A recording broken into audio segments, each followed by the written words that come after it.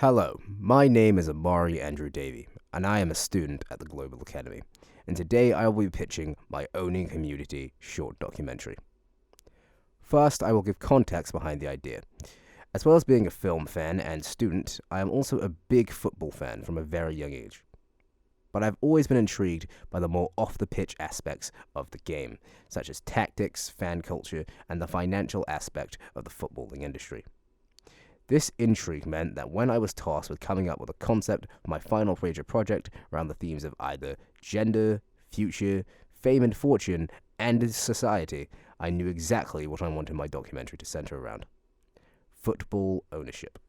The footballing industry, in all honesty, can have a documentary made on all four of these themes, but I have decided to have mine center around society, and how it is formed, shaped, and impacted by football clubs and their owners.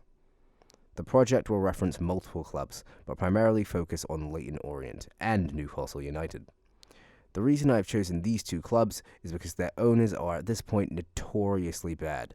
They're known to have negatively impacted the communities their clubs are around, in both a communal morale and a financial sense. The reason I have chosen the format of a documentary to make my final major project is to allow me to demonstrate my videography, editing, and directorial skills in a single piece of content, whilst utilizing a familiar pathway. The subgenre of documentary I have decided to use for the film is going to be a poetic documentary. The reason for this decision is my belief that this subgenre allows me to use more experimentation with my editing and videography, which allows me to put my own visual flair and mark on the project and make it stand out a little bit more. I have also decided to use this subgenre as it does not require interviews, which my project will not have. The reason this has been done is to keep my audience in an objective viewpoint as physically as possible, presenting simply information and having them come to their own conclusions on matters.